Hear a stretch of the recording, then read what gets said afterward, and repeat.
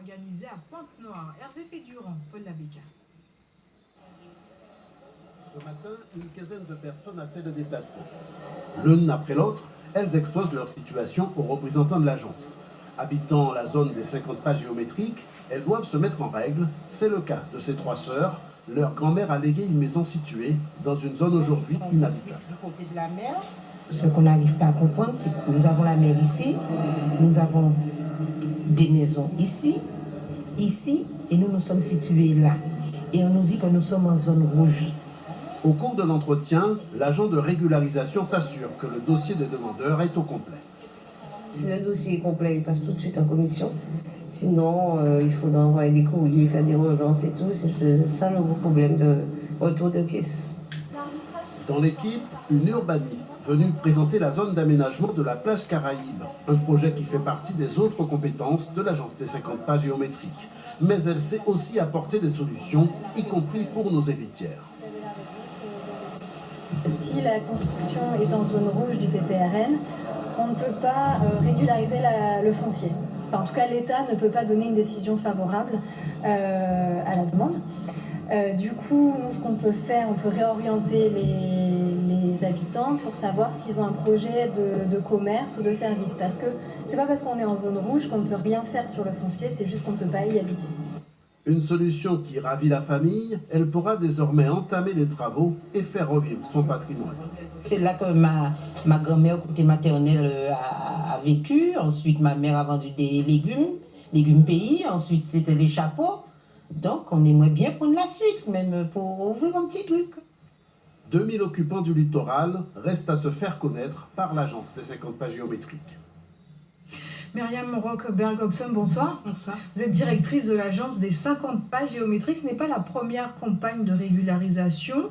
Quelle est la nouveauté de cette nouvelle opération ? C'est vrai qu'on communique régulièrement et toute l'année pour inciter les populations qui sont installées sur ces 50 pas géométriques à déposer des demandes de régularisation.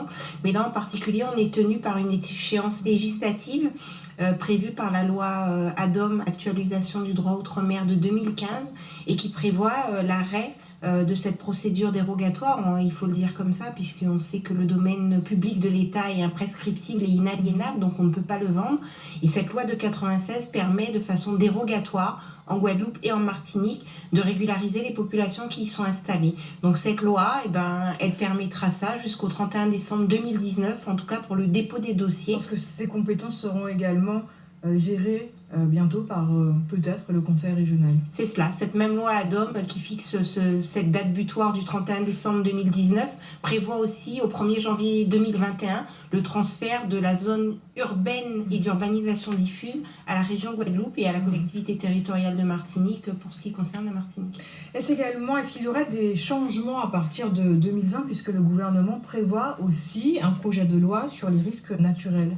Alors très certainement, on sait que les changements climatiques et l'évolution du trait de côte impactent les littoraux français d'une manière générale et plus spécifiquement iliens.